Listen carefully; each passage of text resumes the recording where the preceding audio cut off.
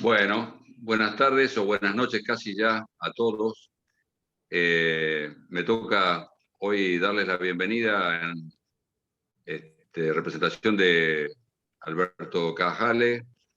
Esta es una continuidad de la charla de la semana anterior con la temática laboral que nos preocupa tanto. Tengo que agradecer a Marcelo Ramírez, que es el promotor de esta reunión, y especialmente al doctor Jorge Samuelian, asesor de FEBA, pero además un especialista en el derecho laboral y con un enfoque empresario que tiene una profunda versación en el tema. Y bueno, en este momento de pandemia, con todas las dificultades de restricciones que tenemos asumidas, con llamémosle cepo laboral que estamos atravesando, nos parece muy útil esta charla, esta conferencia, y bueno, los dejo en compañía de Jorge Samuelian en la continuidad de la charla, que creo que va a ser muy útil y muy oportuna para todos los empresarios presentes. Jorge, adelante, somos todo oídos. Buenas noches a todos. ¿Se escucha bien? Confírmenme eso, Perfecto. que es importante. Clave. Bueno, perfecto. Hablo en este tono con el auricular, perfecto. Bueno. Bienvenidos. Supongo que la mayoría de ustedes ya... Ahí se cortó.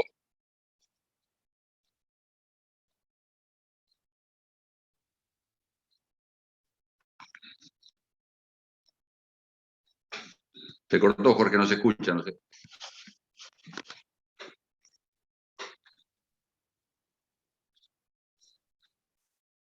Avísenme cuando se escucha, además que ya volvió. Ahora sí, ahora se escucha. Bueno, perfecto.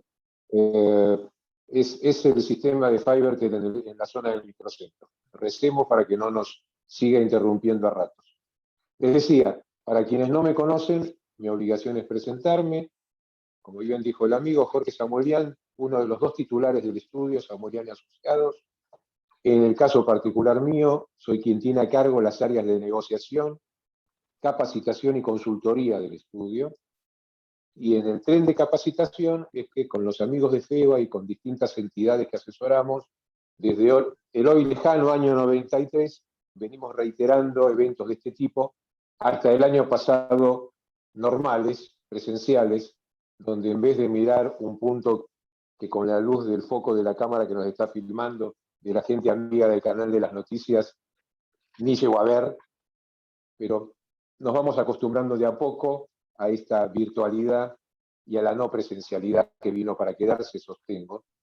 Así que vamos a tratar de darle a la charla de hoy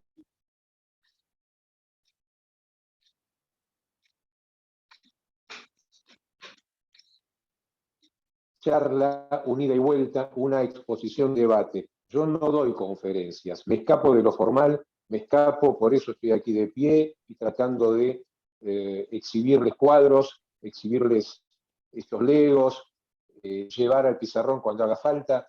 Necesito tratar de que esto se parezca a las charlas que dábamos antes, para que sea pedagógico, para que sea divertido para ustedes y para que sea divertido y me aporte algo a mí también a través de las preguntas que ustedes me formulen. Entonces, igual que les pedí la vez primera, cada tanto, cuando llego más o menos a un punto, que le voy avisando a Carlita, mi asistente, vamos a habilitar preguntas por escrito, de manera que ese ida y vuelta, si bien más pausado que lo habitual, que es cuando me van levantando la manito, o les veo con cara de desconcertados y les pido que me pregunten, vamos a ir haciéndolo a través de las preguntas escritas, ¿sí? Para terminar, bien, como corresponde, la charla pasada, ustedes recuerdan que tocamos los temas más gordos, más apasionantes del hoy laboral, que son los regímenes de duplicación de indemnizaciones, nacido el 13 de diciembre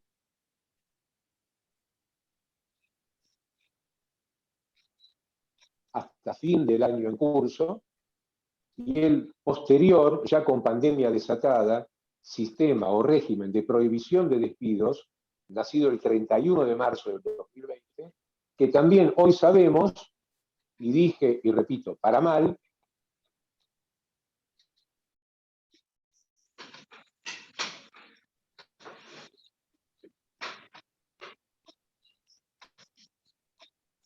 Se corta la transmisión. Si de repente no llega, avísenle porque debe tener un problema de señal o el estar parado.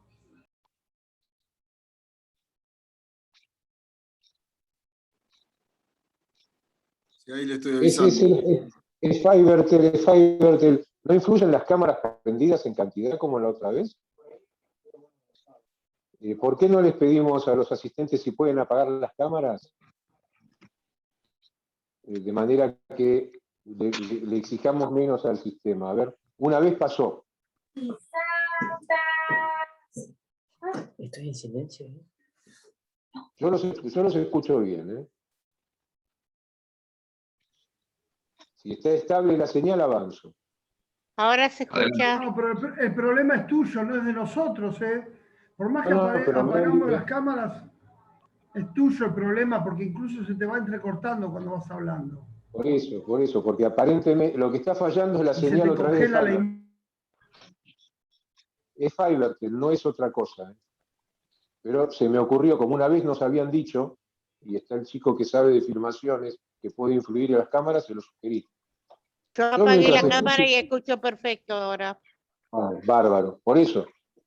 Si se puede apagar la cámara, a mí no me molesta no verlos, en todo caso las prendemos al final, pero si ayuda, en una oportunidad nos salvó el apagar la cámara. ¿Sí? Ok. Bueno, yo avanzo. Si hay cortes, mientras sean de este tipo, no hay problema.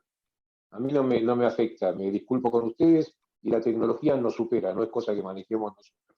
Y Cablevisión tampoco lo manejamos nosotros, no es sponsor de la actividad.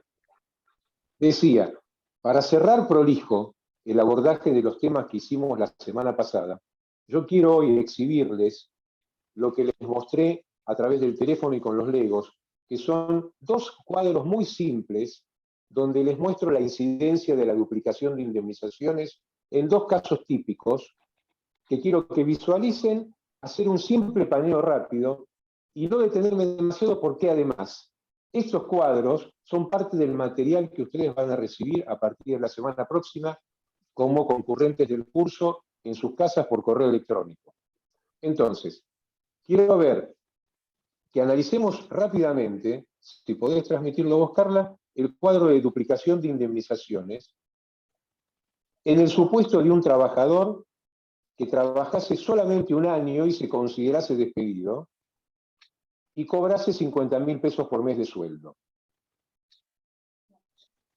Esto es lo que yo les explicaba el jueves pasado con los legos que tengo aquí al lado. Antes de la duplicación, nuestra realidad como consultores de empresas era que íbamos a discutir en una conciliación laboral obligatoria o en la negociación entre trabajador y empleador la primera columna, un sueldo por despido y un sueldo por preaviso. Ese era nuestro máximo porque entendíamos que el despido tenía causa justificada. A su vez, el trabajador que rechazaba la causa nos iba a pedir lo que ven en la segunda columna. Esa era la pretensión máxima que enfrentábamos en casos normales de discusión permanente en conciliación laboral. Encontrábamos una disputa entre 100 a 300.000 pesos. Y yo les aseguro que antes de la duplicación y antes del juicio, estos conflictos se terminaban resolviendo normalmente por debajo de los 100.000 pesos de origen. Hablo de despido con causa rechazado por el trabajador. Pues la realidad es que por la incidencia del régimen de duplicación, depende el criterio del abogado de la contraparte. Hoy, a partir del 13 de diciembre del 19, los casos que estamos enfrentando elevan el número de reclamo de 300 a 400 o a 600, y estoy hablando de reclamos de mínima, donde solamente el colega rival elige duplicar antigüedad y preaviso o antigüedad y preaviso y dos leyes de indemnizaciones agravadas de muy fácil reclamo y muy fácil aplicación, la 25345 3 sueldos por no entrega de certificados, y la 25.323, 50% extra de antigüedad y preaviso por pago tardío que se da en cada conflicto, porque estamos en conflicto, no pagamos lo que el trabajador solicita. Entonces, esta es la realidad que venimos enfrentando durante el 2020 y el 2021, en el caso mínimo de un trabajador con un año de trabajo. Y vamos a hacer un paneo rápido por la hipótesis del mismo trabajador discutiendo el despido que la empresa generó con causa, ganando 50.000 pesos nada más de sueldo, pero con 10 años de antigüedad. Si lo podemos ver juntos, van a ver cómo cambia la realidad, porque ahí tenemos que el reclamo de base con el que podíamos imaginar eran 600.000, y en un litigio me iban a pedir 1.050.000. Estábamos preparados para recibir un reclamo superior, pero no más allá de eso. La realidad es que con la duplicación, esos números hoy llegan sin hesitar al 1.650.000 o a los 2.100.000. Y por incidencia del tope indemnizatorio agravado que les expliqué la semana pasada, tendríamos frente a 1.600.000, en este caso hipotético, un reclamo ya con tope de 1.550.000. ¿Sí? Por eso es que les decía, y quiero que les quede claro, que es tan compleja la realidad que afrontamos hoy para todos los trabajadores ingresados antes de la sanción de este decreto ley, decreto de necesidad y urgencia, antes del 13 de diciembre del 19. Esta es la influencia y lo que genera la duplicación. Y estoy hablando de duplicaciones de rubros fáciles de duplicar. Mostrame la cantidad de normas que se pueden duplicar. Este otro cuadrito quedó pendiente también la semana pasada. Es a título de ejemplo, pero yo quiero que visualicen. Ni memoricen, ni copien, ni pierdan tiempo. Todas estas normas son las que hoy son viables de duplicar, y a las que a la sumatoria de estas normas se les aplicará el tope de 500.000 pesos. ¿Sí? Que también anticipo, y no soy pitonizo, pasó y va a pasar. En los conflictos, quien reclame mucho más que 500.000 va a pedir que ese tope se decrete inconstitucional, y no van a faltar amigos jueces que le hagan a ese reclamo y borren ese tope. Pero en principio es una ventaja que tenemos dentro de lo mal que estamos con la duplicación. Lo cierto, lo real, es que todas estas normas que enumeramos en esta imagen son factibles de duplicar. ¿Y por qué digo que son factibles de duplicar? No por agorero, porque como también les dije la semana pasada, este régimen nefasto de duplicación, generador de desempleo y de cierre de empresas, y no del empleo que dice proteger, ya rigió por 2 años, por 3 años, por 180 días, no, rigió por 5 años y 8 meses, del 2002 al 2007. Entonces, todas estas normas, despido por embarazo, despido por daño moral, moving laboral, todas estas normas ya las vimos en litigio, y si en el 2002, 2003, 2004, 2007 las reclamaban, hoy en juicio también se van a reclamar. En instancia extrajudicial, en etapa de mediación, de conciliación, hoy estamos negociando solamente frente a nosotros con la duplicación de antigüedad y preaviso. Es tan grande la distancia de números que en general, y les puedo hablar de menos de 10 casos donde ya en mediación me encontré con reclamos con todas las demás indemnizaciones. La realidad es que hoy, en etapa de conciliación, la discusión es entre los 100.000 pesos o 600.000 de mi origen de reclamo, 1 año o 10 años, contra los, dijimos en un comienzo, 400.000 o 1.650.000. Hoy esta es la realidad, ¿sí? Ahora bien, ponemos un punto, por ahora y aparte, con la duplicación y con el régimen de prohibición. Vamos a avanzar con lo que es tema de hoy. Incorporame la planilla de integrantes del costo laboral. En esta planilla quiero que nos detengamos un poquito.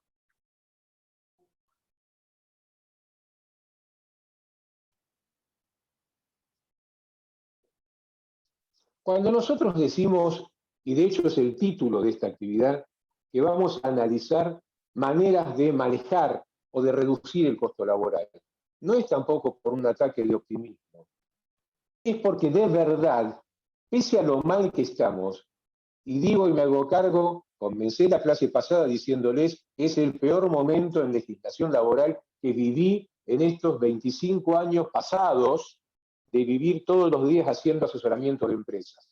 Es el peor momento en cuanto a riesgo indemnizatorio. Ahora bien, que sea el peor momento nos puede llevar a dos soluciones o dos caminos.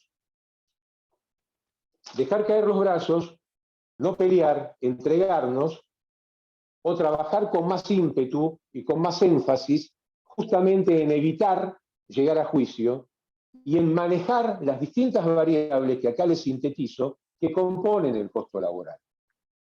Entonces, hoy puntualmente, el motivo que nos convoca es analizar distintas modalidades de contratación de personal y en especial la novedosa regulación del contrato de teletrabajo. Y a su vez, comprometí hacerles saber qué tenemos de nuevo en programas que favorecen la contratación de empleados nuevos. Pues bien, en el discurso de inauguración de sesiones del Congreso, el señor presidente dio un solo mensaje que tomé como positivo en materia laboral. Anunció entonces que se iban a generar programas tendientes a favorecer el empleo joven. Hoy eso empieza a ser realidad. Empieza a ser realidad. ¿Falta mucho? Muchísimo. Pero se los digo porque empieza a estar vigente. Hay dos programas, uno nacido en mayo y otro renacido en junio, que en verdad es del 2006, que les pido tengan pendiente para trabajar con sus asesores en recursos humanos, con los primos contadores, con los colegas de la profesión que ejerzo, que en todo caso nos consulten vía FEBA. Ustedes van a tener en el material los teléfonos, el email, la página web del estudio, porque si bien el análisis de los dos programas, se los digo en castellano y muy simple, resulta ininteligible, les confesaba recién a la gente del canal de las noticias, apenas se publicó en el boletín el programa de mayo, hicimos un informe para hacer circularizar entre nuestros clientes, que además lo tienen pago porque son clientes del estudio. Y la realidad es que no lo circularizamos porque es difícil de comprender y porque todavía le faltan varias materias para rendir, para ser aplicable. Eso en cuanto al primer programa. Se llamado programa Jóvenes y MIPYMES. Nació en mayo. El siguiente programa, que es resucitar un viejo programa del 2006, es el llamado Programa de Inserción Laboral. En junio se lo actualizó. Es más complicado de entender que el otro. Remite a más cantidad de normas que el otro. Nos obliga a terminar un informe en decenas de páginas cuando intentamos sintetizarlos y hacérselos más asequibles. Sí. Por eso es que está a disposición de ustedes, pero no va a formar parte del material que vamos a enviarles a partir de la semana próxima, porque de verdad digo, es muy difícil de comprender. Sí es fácil si lo vamos analizando caso por caso. Pero quiero acá contarles otra novedad que hace que este título, que hasta hoy a la mañana iba a ser para mí solamente un enunciado, estén atentos a estos dos programas. Hoy, 28 de julio, se acaba de publicar en el boletín oficial la reglamentación imprescindible para que empiece a tomar vida el programa Jóvenes y MIPYMES. Entonces, título, para que lo graben y estén pendientes. ¿A quién se le aplica el programa Jóvenes y MIPYMES? como empresa a las micro, pequeñas y medianas empresas, conforme la regulación complicada y tediosa de facturación y cantidad de personal por actividad que reglamentó la Secretaría de Pymes. La resolución es la 2002 de principios del 19. Son números y números y números que hay para analizar. Pero las empresas que adecuen a esa cantidad de requisitos pueden ser empleadores en este programa. Ahora bien, ¿quiénes pueden ser contratados por estas empresas micro, pequeñas y medianas? Personas que tengan de 18 años a 24 de edad, desempleados y con estudios secundarios completos. Son 3 los requisitos. ¿Sí? Bien. Hasta acá era el esquema básico con el que nos encontrábamos hoy. Antes de ir a la novedad, les tiro el aviso básico del programa de inserción laboral. ¿Qué tiene como diferenciador? Que no estaría limitado a empresas que no superen los 80 trabajadores. En principio, daría lugar a la incorporación de empresas que superen el nivel de pequeña, mediana, conforme a la resolución 202. Daría mayor margen al encuadramiento de empleadores. También está destinado a jóvenes sin empleo desde los 18 años. ¿Sí?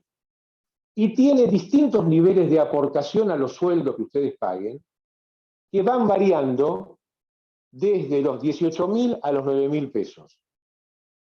Aportes destinados al sueldo. Insisto, hay cantidad de requisitos que deben cumplir. No están en la calle todavía, pero sí les aconsejo que lo estudien, que lo tengan presente, porque es una de las variables sobre las que incide esta reducción del costo laboral, que es reducir justamente el valor de los salarios y de las cotizaciones, las cargas sociales. Si yo consigo incorporar gente a mi empresa con programas de empleo de este tipo, cuando de verdad funcionen, las 2 variables que estaban en ese cuadrito, si podés volver a emitirlo, Carla, las 2 variables básicas, que son remuneraciones y contribuciones patronales, véanlas conmigo, esas 2 tienen una sustancial reducción. ¿Sí? Ahora, ¿se puede desmutear a la gente para hacer una encuesta? Yo les voy a hacer una pregunta para hacer esto un poco más interactivo. ¿Ahí los escucho? Háblenme.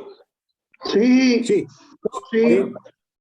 Hagamos de cuenta que estamos de verdad juntos y yo les puedo ver las caritas y les puedo apuntar con el dedo para que me ayuden a hacer esto más divertido. Les dije que hoy, 28 de julio, Boletín Oficial de la República Argentina publicó la primera reglamentación del programa Jóvenes y MIPYMES. ¿Sí? Bueno, el tema es así. Hoy sabemos cuánta plata nos va a aportar el Estado si contratamos, insisto, un joven de 18 años a 24 con estudio secundario completo y sin empleo. Hoy sabemos cuánto dinero nos va a aportar. Les comento el concepto.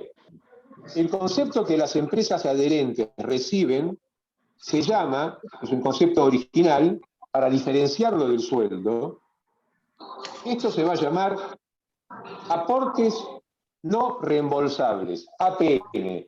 ¿Vieron que ahora usamos todos siglas? Bueno, estos APNs, aportes no reembolsables, van a variar entre 10.000 pesos por trabajador mensuales y 13.000 pesos por trabajador mensuales.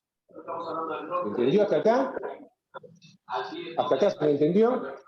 Sí, sí. Bueno, yo les pregunto, acá viene la parte interactiva. Les prometo un café en La Habana que tenemos a una cuadra, que es de los pocos que quedaron.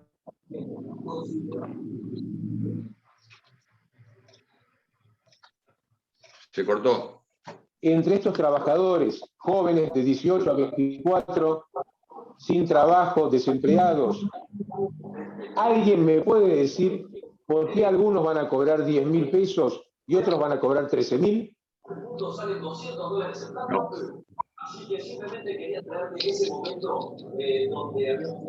No hay idea.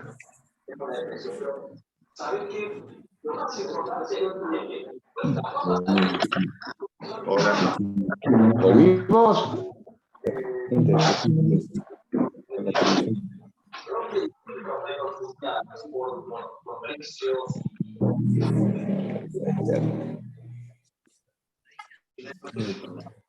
No los escucho. No, la verdad que no me doy cuenta por qué. Yo los tengo a todos. ¿A mí me escuchan ahí? Perfecto. Sí.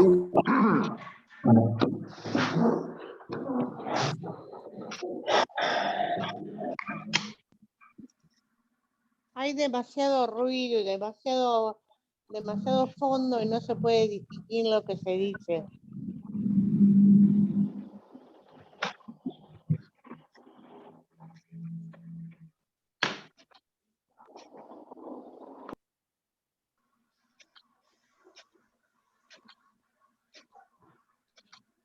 Hola, hola. Yo escucho. Yo te escucho. Ahí empecé a escuchar. Veo caritas y escucho. Dígame si se escucha. Sí, sí, te escuchamos. Sí. Bueno, retomo la pregunta. Les pido que me ayuden a que esto sea más divertido. ¿Por qué tenemos jóvenes de 18 a 24 desempleados con estudios secundarios completos que algunos van a cobrar, si trabajan en mi empresa, 10.000 pesos y otros van a cobrar del Estado 13.000? Denme alguna razón. Porque tienen una capacitación diferente. Otra. ¿Tienen una capacitación diferente? Opción 1. Por la edad.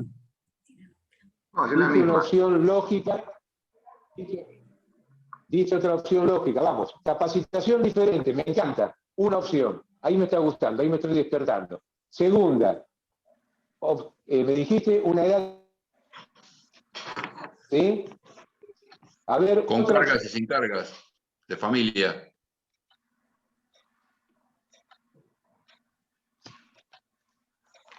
Bien. A ver ahora. ¿Se volvió a escuchar? Sí. Sí, con cargas de familia y sin cargas. Soltero o no, o casado. Ahí estamos. Bueno, a ver. De horas que trabajan. Díganme un par de opciones más. La cantidad de horas que trabajan. Muy inteligente. Esa me gustó. Una más. Una más y cierro. Vamos. Estamos rematando. Vamos que así me gusta. Les cuento que ninguno acierta, ¿eh? Ninguno acierta. Según el género. Sí, señora. Muy bien. ¿Quién sos? Mira qué bien. Soy Liliana Chavalian. Liliana, sos una genia. Sí. ¿Y cómo te quiere, cómo te conozco, Liliana? Paso a leer. Beneficiarios del aporte no reembolsable de 10.000 pesos, nosotros, los señores varones. ¿Qué pasó? 10.000 pesos por los varones. Sí, o las mujeres. Beneficiarios de los 13.000 pesos pasan a ser Carlita, Liliana y todas las mujeres, más personas travestis, transexuales y transgénero. Pues no quise decir, pero bueno. Esto es textual.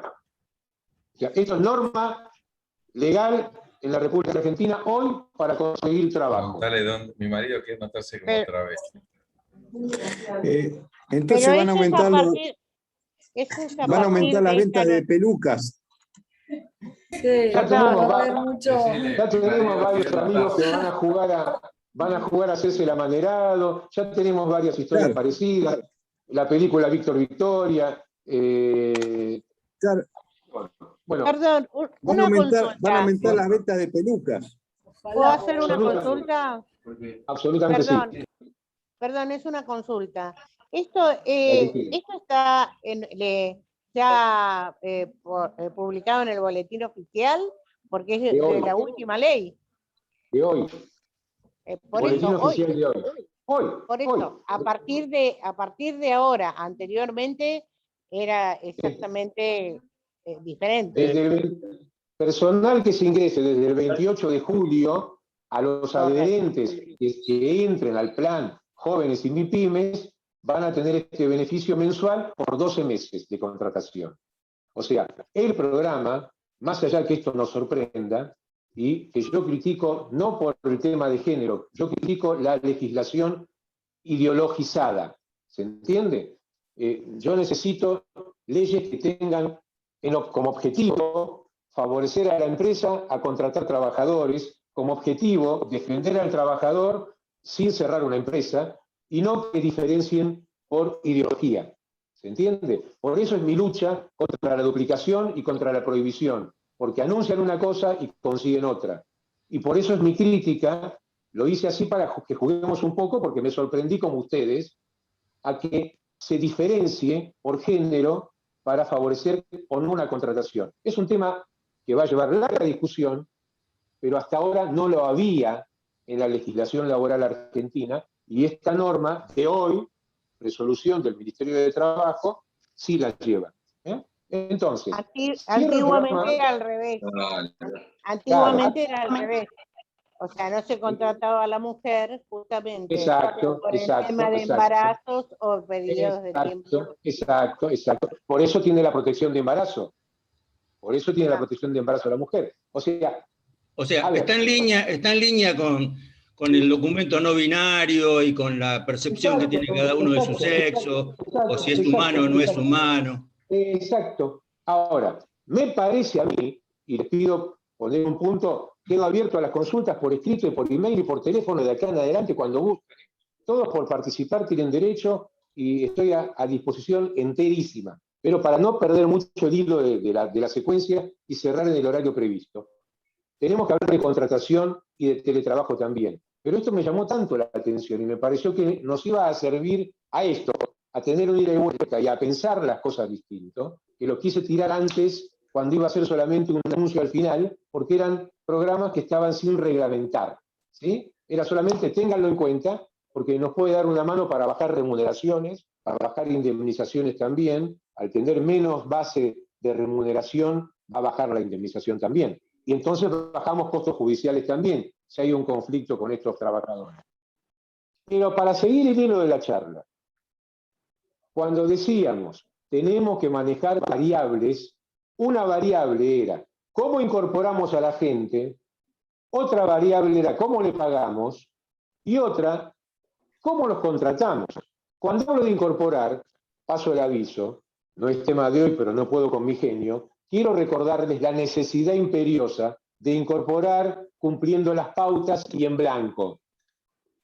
A ver, dije la vez pasada y me repito, los abogados no mentimos, adecuamos los hechos en defensa de nuestro cliente, ¿sí? Eso en juicio. Acá no estamos en juicio, estoy hablando con mis amigos y tratando de pasarles un conocimiento que puede mejorar el que tienen o convalidarlo. Así que no estoy mintiendo. La realidad es que hagamos lo que hagamos, si no favorecemos la contratación con normas que objetivamente nos ayuden, las empresas no van a contratar gente por más beneficio que le demos.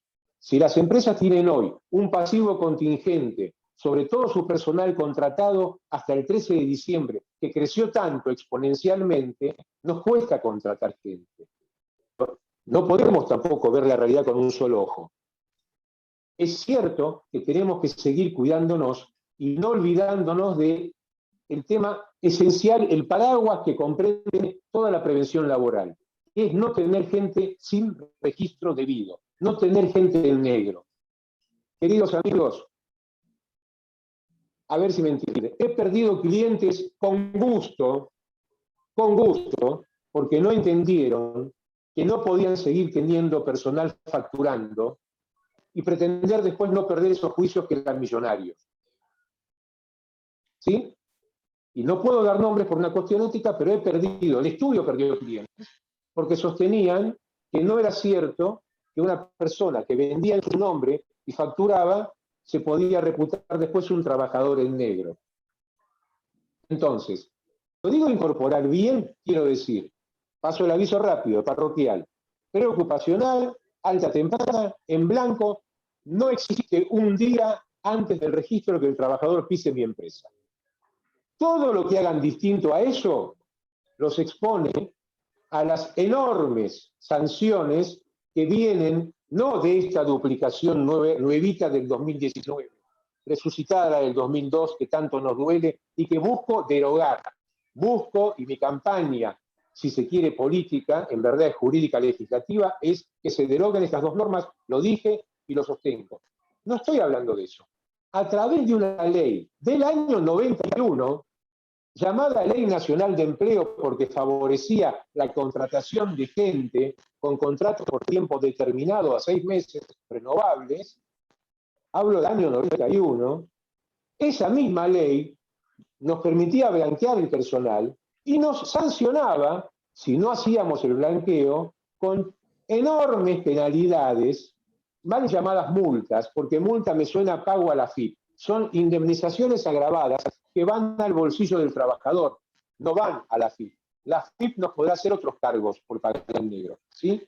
Pero bueno, la realidad es que esa ley del 91 terminó el blanqueo.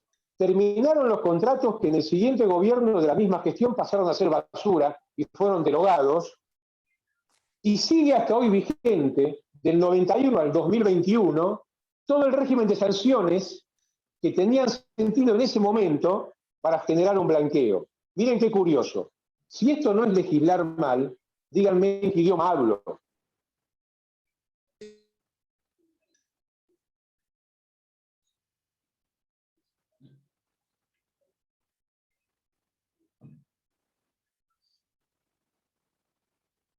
Así rápido.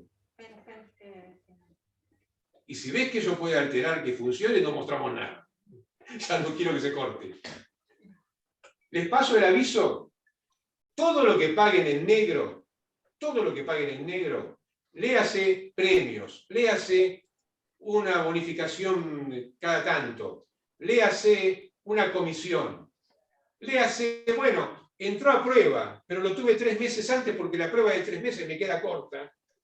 Todo lo que sea mal registro le da derecho al trabajador a pedir duplicación de indemnizaciones. ¿Le suena duplicación de indemnizaciones? La normal, la que yo digo, debería ser hoy como mínimo esta y no sin límite. Antigüedad y preaviso duplicado. Eso por la ley del 91. Y además, y juro que no tomé nada más que un poquito de gaseosa, además, escuchen despacito esto porque lo digo una sola vez para volver a contratos. Por todo el tiempo que esa persona trabajó en negro, imaginen una persona que fue fletero autónomo de la empresa durante 20 años. 20 años. Por todo el tiempo que trabajó en negro. 20 años, 3 meses, 1 año.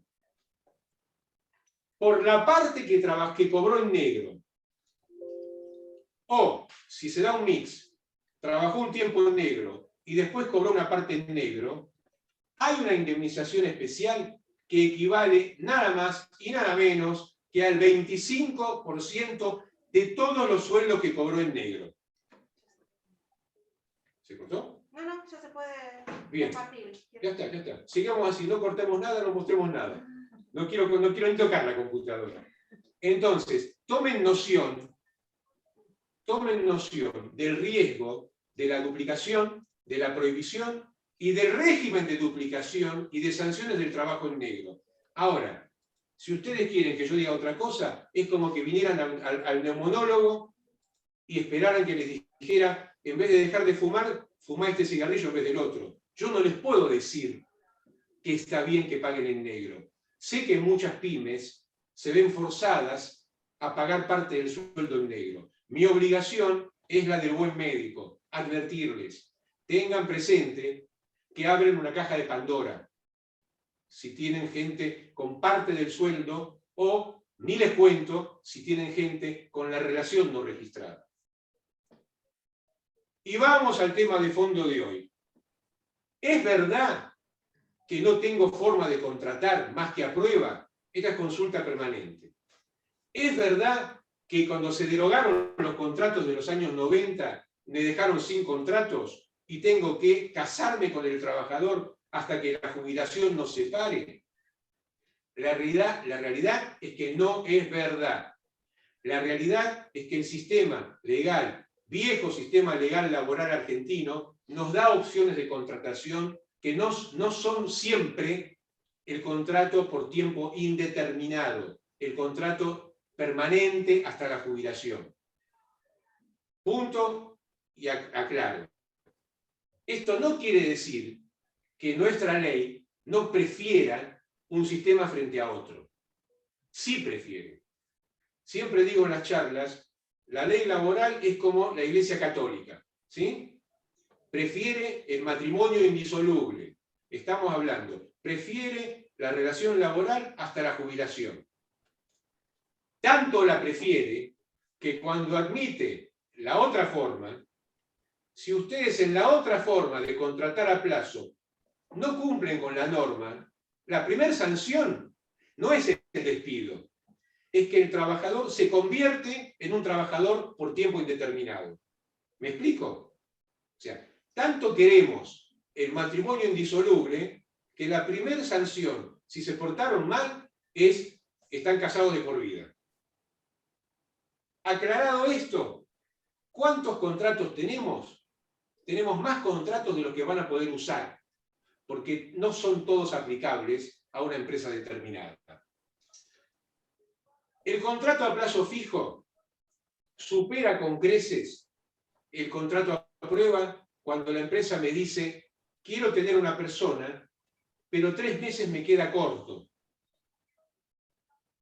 En la realidad, en la práctica, sostengo que si la empresa está de verdad encima del recurso humano, si tiene un buen manejo del personal, si usa esos 3 meses, es tiempo suficiente para saber si tenemos a Jack el Destripador o si tenemos un buen elemento. Obvio que se nos pueden escapar varias tortugas, pero 3 meses no es un mal periodo para probar un trabajador nuevo. Ahora, cuando la empresa tiene la necesidad de cubrir un puesto de trabajo y 3 meses le queda corto, una alternativa es el viejo contrato a plazo fijo y otra alternativa que está en la vieja ley del 74 es el contrato eventual.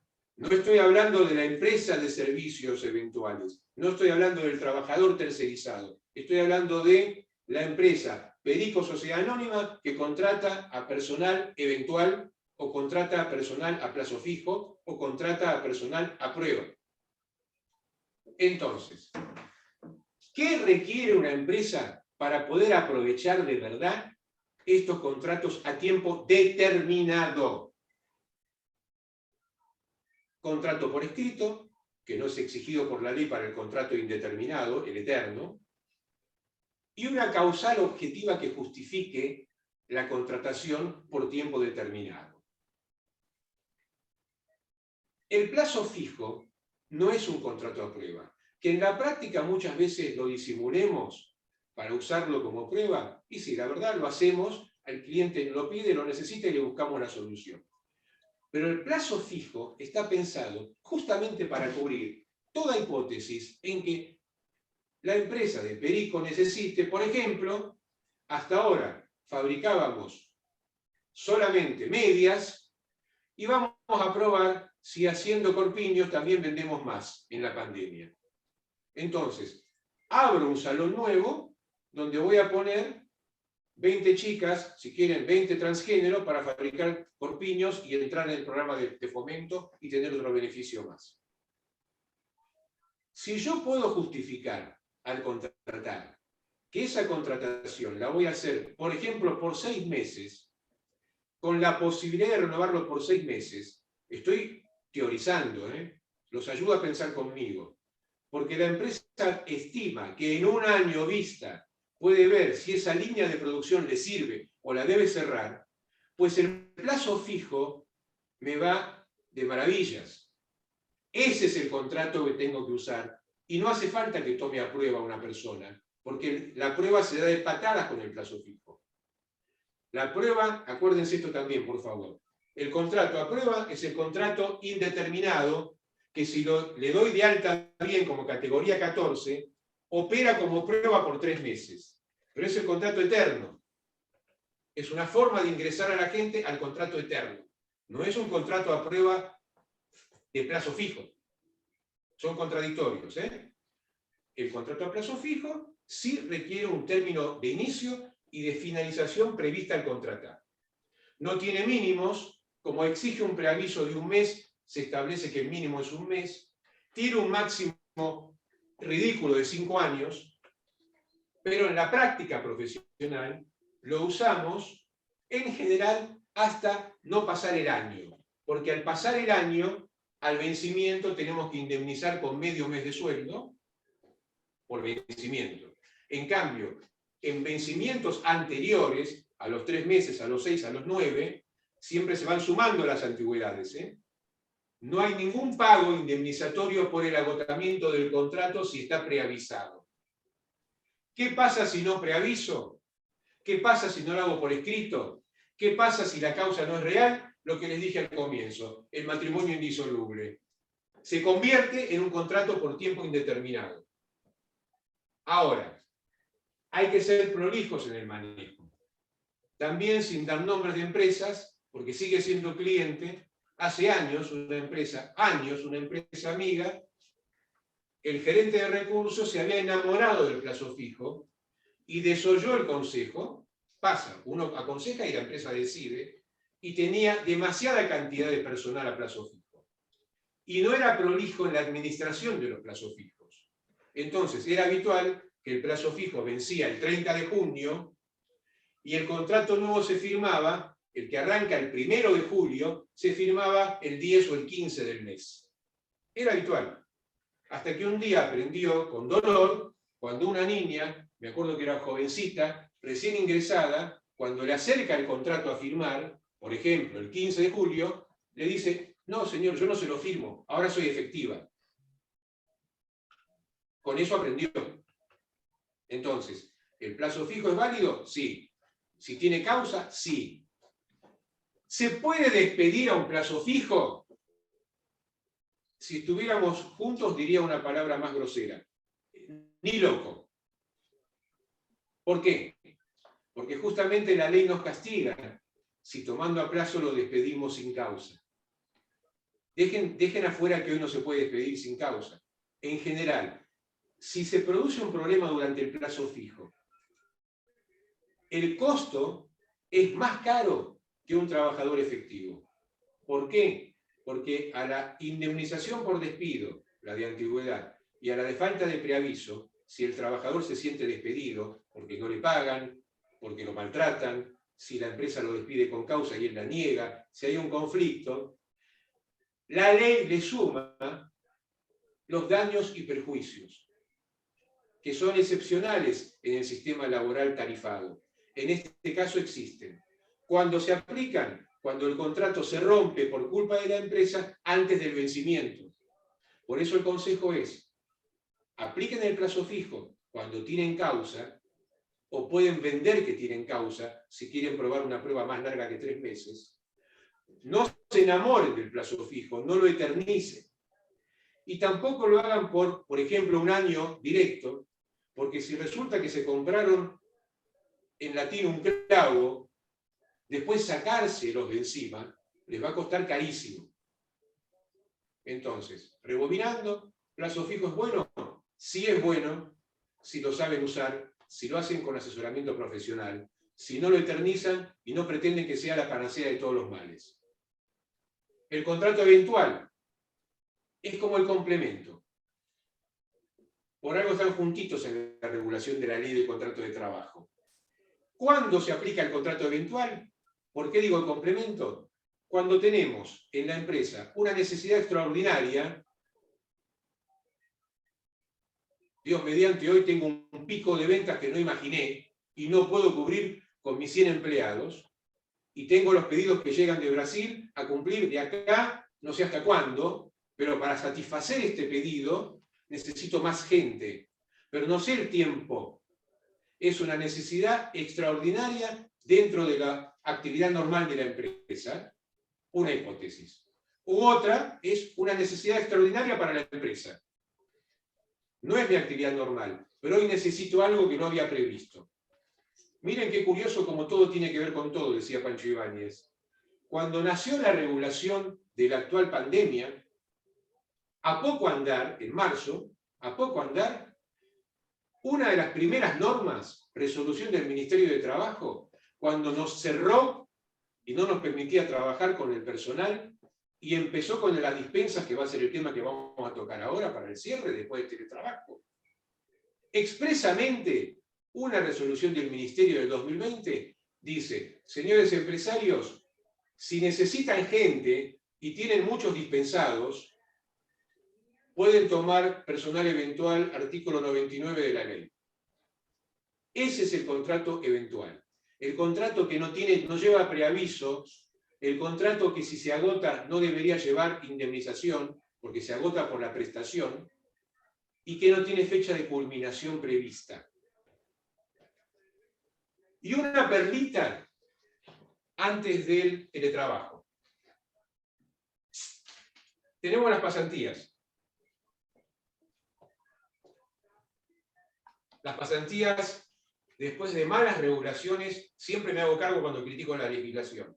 Malas regulaciones, las pasantías que habían nacido increíblemente bien por un decreto del 92 del ministro de Educación Salonia. Fíjense qué curioso. Había nacido la norma laboral que excluía del ámbito laboral esta práctica de estudiantes y había nacido del Ministerio de Educación. Es una norma perfecta, perfecta, que además les cuento, ya somos amigos, fue mi primer error como consultor. Yo, Jorgito, dictaminé en contra de ese decreto, con mi corsé laboral de que eso iba a ser conflicto. Hasta que en el verano de ese año, veo un aviso de la Universidad de Belgrano y me abrió los ojos. En los 90 se acuerdan que era la universidad que más vendía. Y cuando veo que la UB anuncia una cosa así, nuestra universidad se preocupa por la salida laboral de sus jóvenes, con la ventaja que nos da el derecho, que 2 más 2 nunca es 4, como le dije el otro día, Jorgito se rectificó, circularicé el informe a favor de las pasantías, y tengo el orgullo de que nuestro estudio fue de los que más cantidad de pasantes de la UADE ubicó en los años 90. Es una fórmula excepcional de preparar futuros trabajadores para una empresa. Hoy, hace fácil 5 años que por mi estudio no paso un contrato de pasantía. ¿Está vigente? Está vigente. Se le tiene que pagar parecido a un trabajador, pero es una figura no laboral. Bajamos costo laboral por todos lados. No tiene aportes, más que la parte de salud, no tiene indemnizaciones, es la litigiosidad prácticamente infinitesimal, la posibilidad. En mis decenas y decenas, cientos de contratos de pasantía, no tuve ningún conflicto, y los casos en jurisprudencia son contados con los dedos. No tiene indemnizaciones, no tiene costos judiciales. Es el plus de los pluses en la reducción de costo laboral. Lo doloroso es que en el 95 nació un contrato llamado de aprendizaje, que también era no laboral, expreso, contrato laboral de aprendizaje para jóvenes sin empleo, nuevos en la empresa, limitados en el tiempo, para formarlos en una actividad. Duró 3 años como no laboral. Desde el 98 es un contrato de trabajo. Y si me dicen hoy, 4 contratos de aprendizaje pasaron por mi oficina en estos últimos 10 años, del 98 para acá, más. La realidad, ninguno. ¿Y se puede tomar aprendices? Sí, señores, se puede tomar aprendices. ¿Para qué me sirve un aprendiz? Justamente para prepararlo del puesto y no tener un contrato eterno. Porque se puede hacer por plazos que no pueden superar los 12 meses. Es otra modalidad que no necesita causa. La causa es un joven sin empleo que no haya trabajado conmigo antes. Lo puedo tomar por 3 meses, lo puedo seguir renovando hasta el año. Por vencimiento no tiene indemnizaciones. Si hay conflicto se lo indemniza como un trabajador, hoy me pediría la doble, pero es una perla abandonada por todos. Es un contrato a plazo fijo que no requiere causal que lo justifique. Anótense, contrato de aprendizaje. Existe. no es un dinosaurio, existe. Y vamos a la perlita antes de hablar de dispensa y la solución que les voy a dar con las dispensas. Estamos divinos. En tiempo, pese a los cortes, estamos divinos. Contrato de teletrabajo. ¿Tenemos preguntas acá? Sí. Como están dando bien, me animo a interrumpir. ¿eh? Tengo miedo que se corte y quedarme con cosas importantes, pero vamos bien. Gracias a Sam Fivertel, vamos bien. En un contrato por temporada, donde tiene fecha de fin de contratación, también hay que preavisar. Contrato de temporada, perdón, en el apuro, porque se usa poco, porque depende de una actividad que se haga por temporada, no lo cité, estaba previsto citarlo. El contrato de temporada es uno de los contratos a plazo previstos en la vieja ley contrato de trabajo que existe. Requiere esta prestación continua, discontinua. O sea, la actividad se cumple todos los años en determinada época. Prototípico, el balneario en Mar del Plata. Yo voy a contratar a los chicos para las carpas todos los años a partir de que abre la temporada hasta que cierra la temporada. Y así va a seguir el año que viene, y el que viene, y el que viene. El contrato de temporada yo prefiero siempre preavisarlo, no está estipulado como obligación, yo prefiero notificar el cese más que preavisarlo, ¿sí? Notificar el cese por escrito. Pero una advertencia. Supongo que si lo usan lo conocen, pero es interesante para el común que no lo usan. Me exige el contrato de temporada, en la temporada siguiente, avisar con 30 días de anticipación, si no, el trabajador se puede considerar despedido. Y él tiene 5 días para aceptar el contrato. Pero es una modalidad interesante para turismo. Hoy turismo parece mala palabra, pobre gente. Iba a decir hotelería, otra mala palabra por la pandemia. Pero para actividades, insisto, que tengan periodos de actividad y de receso, el contrato va naciendo y muere, nace y muere, va sumando las antigüedades a efectos indemnizatorios. ¿Sí? ¿Otra? Sí, dice... Por favor, con respecto a la toma de aprendices, últimamente era el Ministerio de Educación el que firmaba un contrato de ese aprendiz por un periodo no menor de 3 meses. ¿Es correcto? No, el de aprendiz no, el de pasantía. El pasantía, perdón. Claro, pasantía sí. Pasantía es un contrato no laboral que antes se habilitaba hasta estudiantes secundarios. Ahora arranca a los 18 y es difícil meter salvo secundarios para adultos, pero está pensando ya en universitarios. No genera, se mantiene la primer inicial buena redacción en este último sistema legal que no me gusta, pero lo mantiene, que no tiene nada, o sea, no genera relación entre empresa y pasante. La relación es entre la casa de estudios, Universidad de Buenos Aires, UADE, Belgrano, y la empresa. Y en ese marco, de ese acuerdo marco, se generan acuerdos individuales con los pasantes. Ese es el esquema. Entonces, siempre hay que contratar con una universidad que nos va a proveer de estudiantes. Si tenemos el estudiante, se hace el cambio inverso. Elegí a José Pérez, bueno, ¿dónde estudias, Josecito? Me interesa incorporarte porque en la parte de marketing quiero gente nueva, quiero formarte. Tiene un tope de 12 meses, prorrogable por 6, el mínimo es de 2 meses, pero eso es a negociar con la casa de estudios. ¿Lo veo bien? No lo veo bien, lo veo excelente. Pero, insisto, no para caer en la crítica banal de cuando los quisieron derogar o los minimizaron, cuando obligaron a que se les pague parecido a un trabajador, de que ponen como repositores a un estudiante de medicina. Yo estoy hablando de buena fe con empresas que actúan de buena fe. Necesito preparar estudiantes que después van a ser mis trabajadores. Entonces, uso la pasantía, sin duda. Y la última... Una consulta más solamente. Se dijo que los empleados que se tomaban en este periodo, no se les pagaba la doble indemnización. No tienen. Todos los contratados Me tiento a ver el LED gigante, perdón. Todos los contratados, ahora quedó claro, antes eran dos fechas distintas. Todos los contratados ingresados a la empresa a partir del 14 de diciembre del 2019 no tienen doble indemnización de la nueva.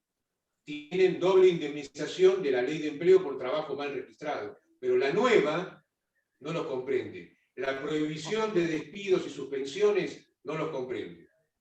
Perfecto. Ataco al teletrabajo. Sí, quedó una más, decime. Sí, con la pandemia se está utilizando el contrato de interinidad previsto en el artículo 69 de la ley de empleo. ¿Eso se permite? ¿De cuál trabajo? Artículo 69. No, pero ¿qué contrato de interinidad. No lo entendí. No lo conozco. No lo entiendo, perdón. Ángel. No entiendo el contrato. ¿A cuál te referís? La ley de empleo revalorizó el contrato eventual.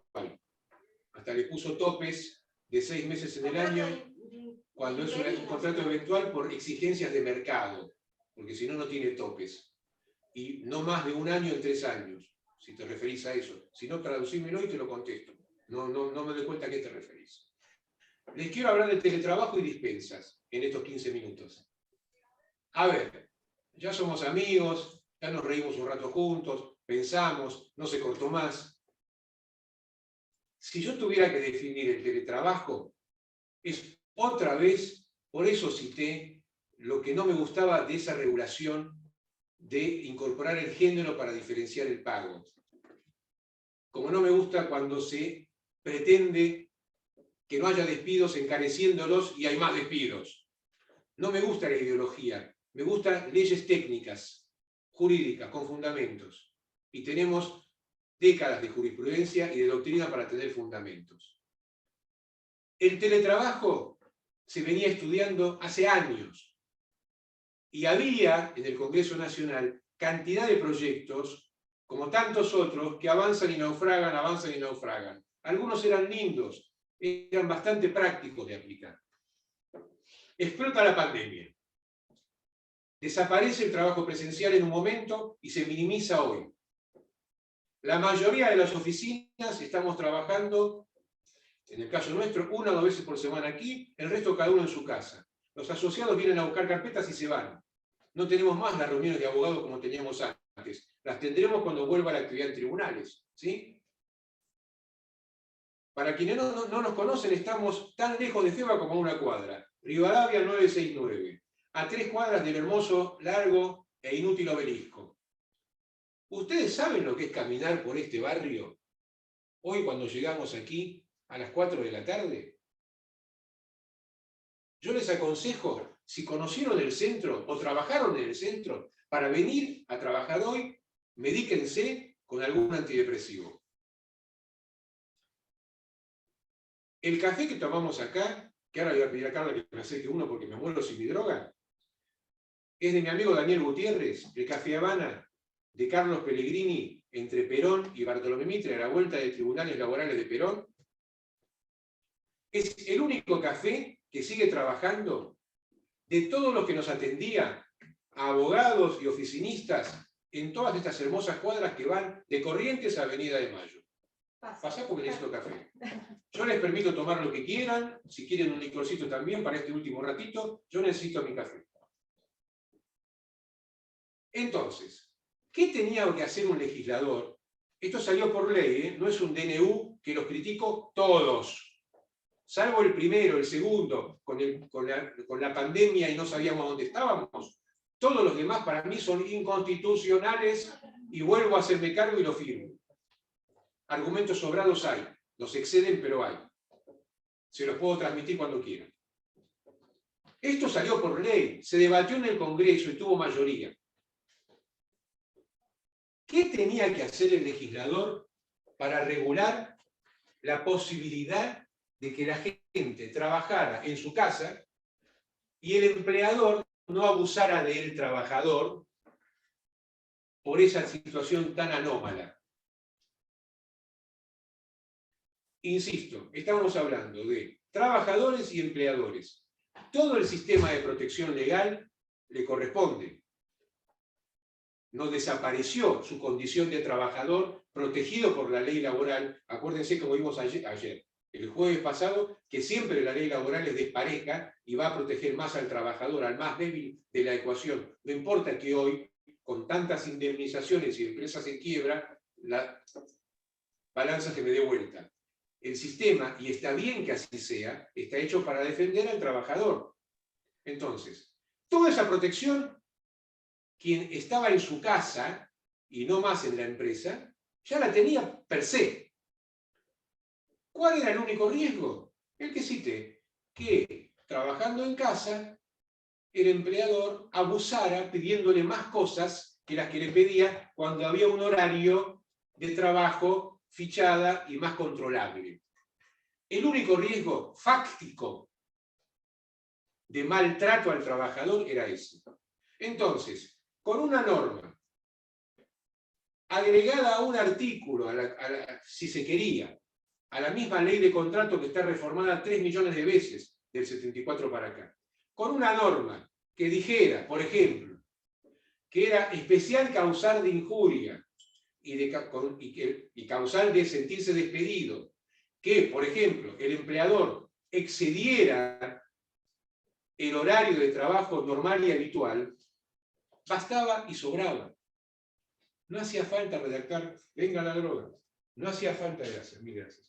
No hacía falta redactar nada más, no hacía falta un premio Nobel de Derecho, no hacía falta nada, nada.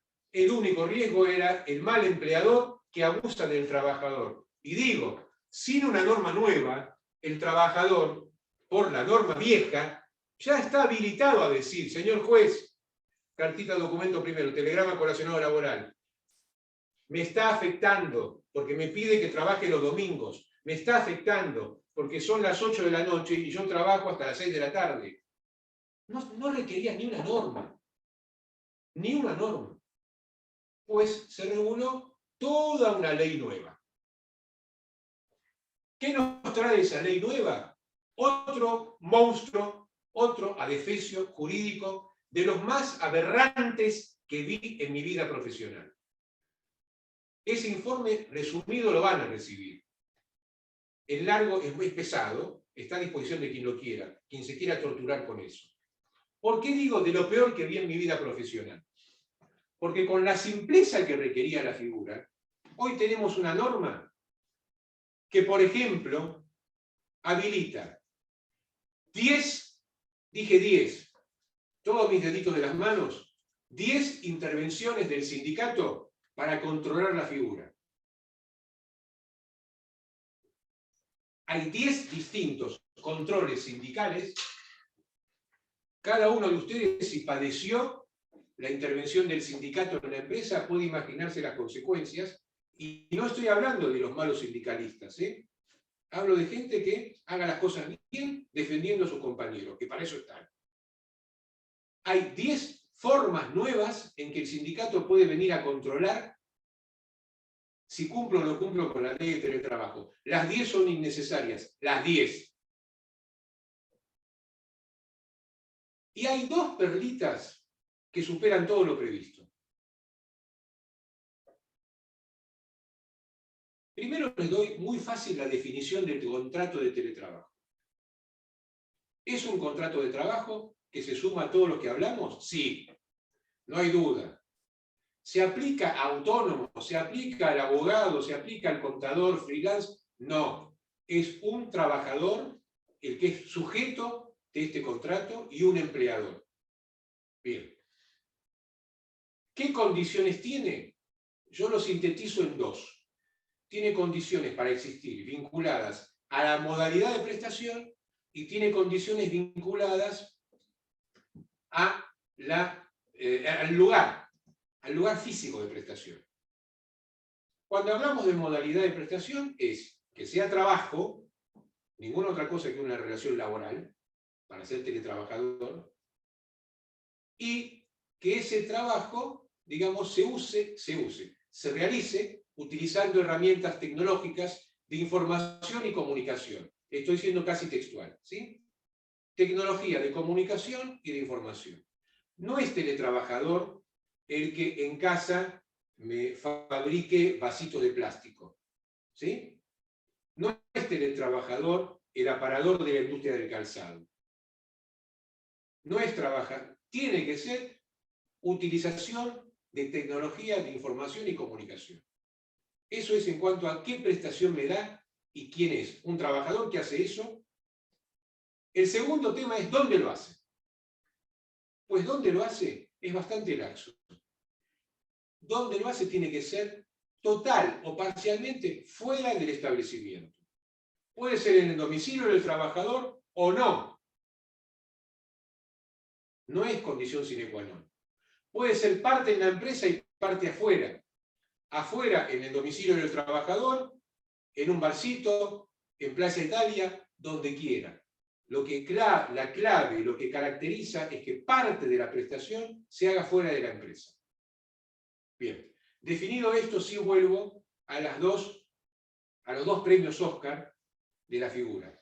¿Y por qué digo, y concluyo mi dictamen estableciendo que tenemos otro regalito, otra vez un lindo caballo de Troya, que va a generar teletrabajadores en negro y más conflictos, donde además se va a aplicar la duplicación de indemnizaciones? Porque estoy hablando de trabajadores viejos que han pasado a trabajar fuera del establecimiento. ¿Sí? Bueno, ¿cuáles son las dos perlitas? Imaginen esto. Está previsto en la norma, ¿eh? Una parte se la voy a leer, pero esta me acuerdo casi textual. El trabajador invoca que tiene a su cargo, está en su casa, y tiene a su cargo personas mayores, adultos mayores, no dice edades, menores de 13 años o personas con discapacidad. Entonces, como tiene esas personas a cargo, discúlpenme un segundo, el teletrabajador necesita, en su prestación horaria, interrupciones para atender a los menores, a los discapacitados o a los mayores. Si el trabajador sostiene que la empresa no le respeta esas interrupciones, o sea, alega que no se le respetan las interrupciones que él necesita, telegrama, se queja, necesito tiempo, usted no me lo da, no acepta que yo interrumpa de 4 a 5 porque es la hora en que el abuelo o mi nene, imaginen todo lo que quieran, es así de vaga la precisión de la norma, tiene derecho a considerarse despedido, pero no alcanza con eso. Tiene derecho a entender el proceder del empleador como violatorio de la ley antidiscriminación. La ley antidiscriminación estaba en la enumeración monstruosa de normas que se pueden duplicar, que les pasé antes, y es una norma civil, no laboral, que los jueces laborales están aplicando en algunos de nuestros casos, y rompe el sistema normal laboral que hace que el costo sea ponderable por tarifa, un mes de sueldo por cada año. La ley antidiscriminación permite condenar al empleador a pagarle al trabajador los daños y prejuicios, el famoso daño moral, el sufrimiento, su dolor. Amigos, el daño moral no tiene tarifa. Para el juez Pedro puede ser 50.000 pesos, para el juez José puede ser 1 millón de pesos. ¿Cómo se está aplicando de continuo en las sentencias laborales cuando el trabajador habla de discriminación y el juez se lo da por probado? Recurriendo, por esta costumbre de los laboralistas a las tarifas, recurriendo a una de las más gruesas que tenemos vigente, la sanción por despido por embarazo. 13 sueldos más. O sea que hoy, a partir de ahora, la ley, empezó a regir técnicamente el 1 de abril, teletrabajo. Un teletrabajador que diga y alegue que no se le respetan estos derechos, tiene derecho a reclamarme semejante indemnización. En ninguna otra disposición existe, en ningún otro contrato existe el derecho per se a decir me está afectando y voy a aplicar la antidiscriminación. ¿Se entiende? ¿Por qué me duele? ¿Por qué veo que esto va a generar que la gente huya del teletrabajo? Y la perlita final es la reversibilidad. El contrato de teletrabajo exige el acuerdo de voluntades.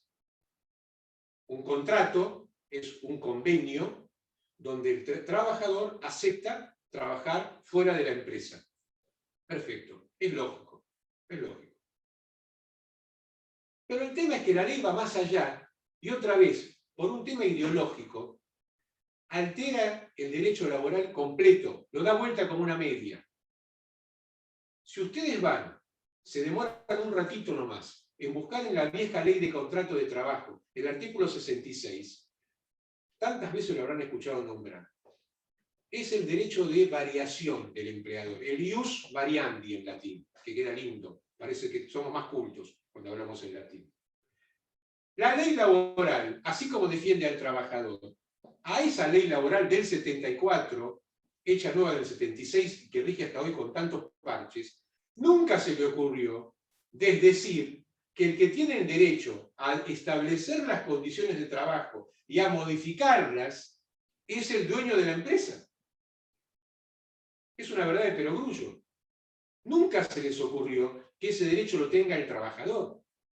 El trabajador podrá oponerse si el ejercicio de ese derecho de variación es irrazonable y le causa perjuicio. Está previsto en la ley. Y cuando se opone, tiene dos posibilidades el trabajador. Se siente despedido o le pide al juez que se vuelva a las condiciones anteriores que el empleador varió. Pues amigos queridos, lo que tenemos ahora en el teletrabajo es la inversión de esto. Se inventó el ius variandi decidido por el trabajador. El trabajador es el que decide cuándo deja de trabajar fuera de la empresa y es el trabajador el que le exige al empleador que lo vuelva a incorporar al establecimiento. Lo estarán pensando igual que yo. ¿Qué hace la empresa si cerró? ¿Qué hace la empresa si tercerizó el manejo en distintas unidades y no está más en la zona del microcentro para tomar café con mi amigo Daniel Gutiérrez? La reglamentación de esta ley, nacida en agosto y reglamentada en enero, avanza, nos da un pequeño detalle de defensa, y soy textual, cuando dice que este pedido que haga el trabajador de volver al sistema presencial en la sede de la empresa, cito textual, tiene que tener motivación razonable y sobreviniente al cambio en la prestación. Algo nos da. Y agrega una posibilidad de defensa del empleador, que es que para implementar este cambio se tiene que considerar cuánto tiempo hubo de trabajo presencial, el antiguo, y cuánto tiempo hubo de teletrabajo. Y agrega, para bien, por condición lógica, que esta reversibilidad no se puede aplicar a quien ya nació a la relación laboral como teletrabajador. Un trabajador nuevo nació trabajando fuera de la empresa o parcialmente fuera de la empresa, usando herramientas tecnológicas de información y comunicación, no me puede pedir reversión a la empresa. ¿Es lógico? Lo pusieron en la reglamentación. La ley ni eso decía.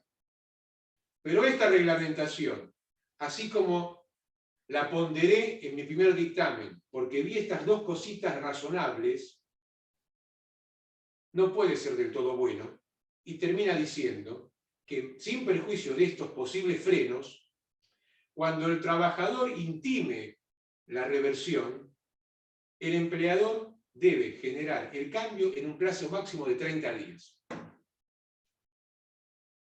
No puedo decir más nada. Si esto no es conflicto directo,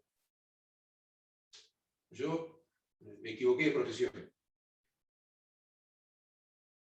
¿Alguna pregunta? Y les cuento cómo zafamos de las dispensas y cerramos todos con micrófono abierto.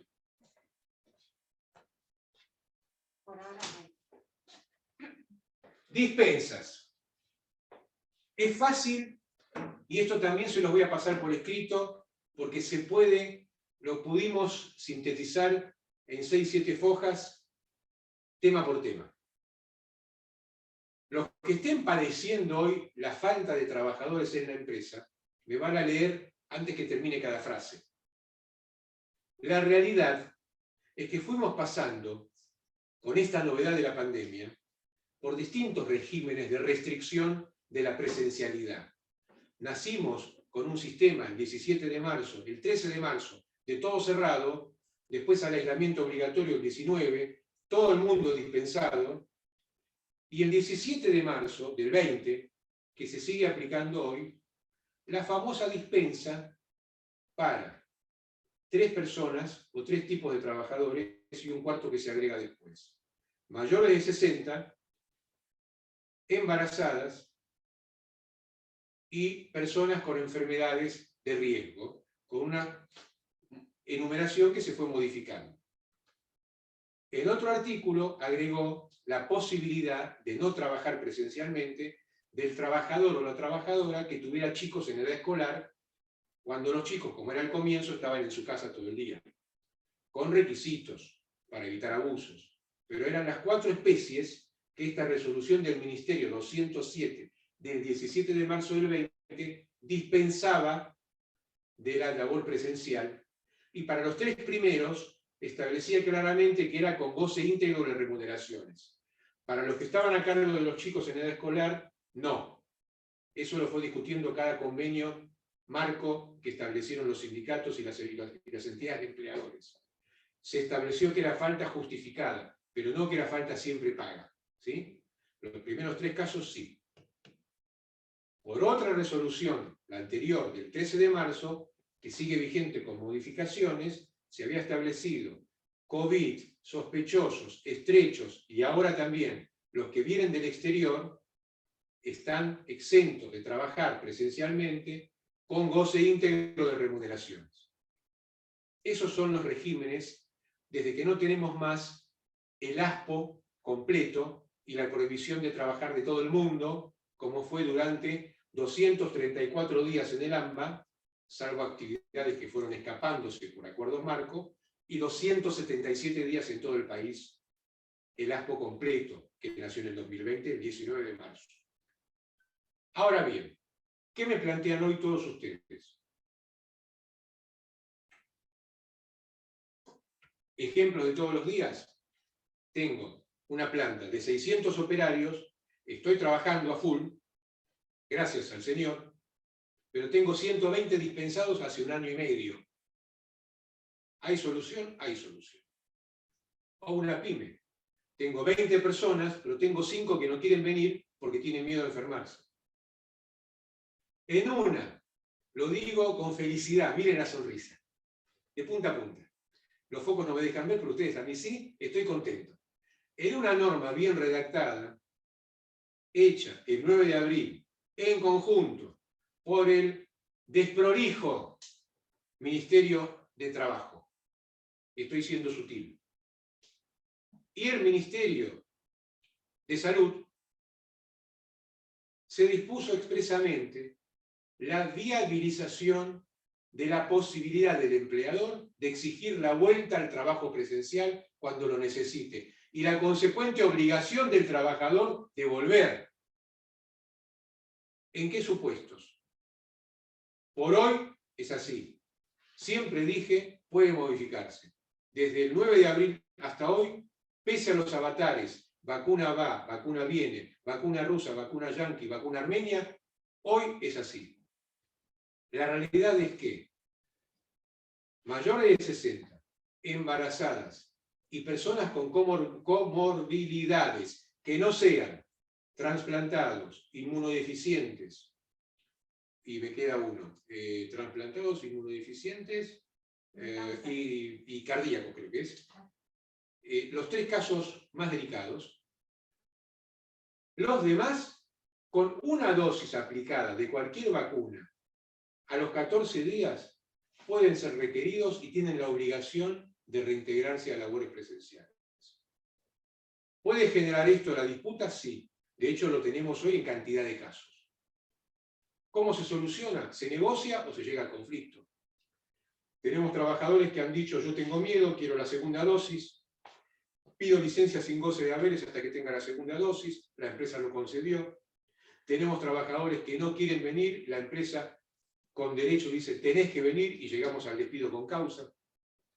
La realidad es que es legal exigir, y no es de un mal empleador, si necesita el trabajador, exigirle venir y pagar como corresponde porque viene a trabajar.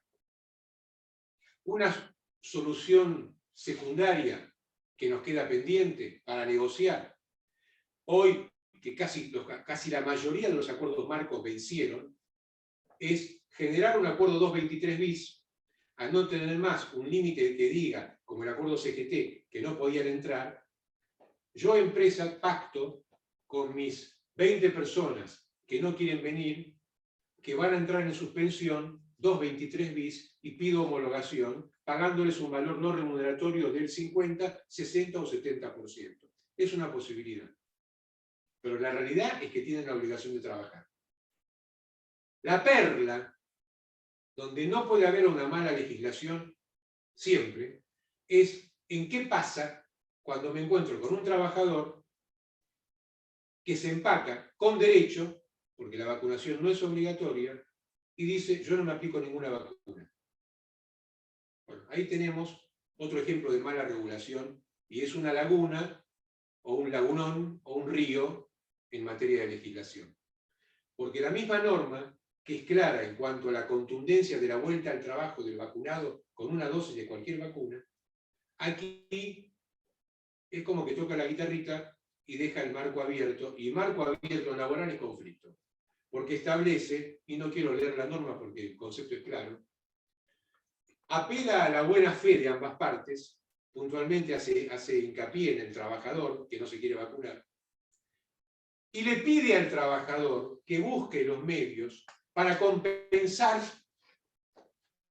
el perjuicio que le genera al empleador su decisión de no prestar tareas. Casi textual.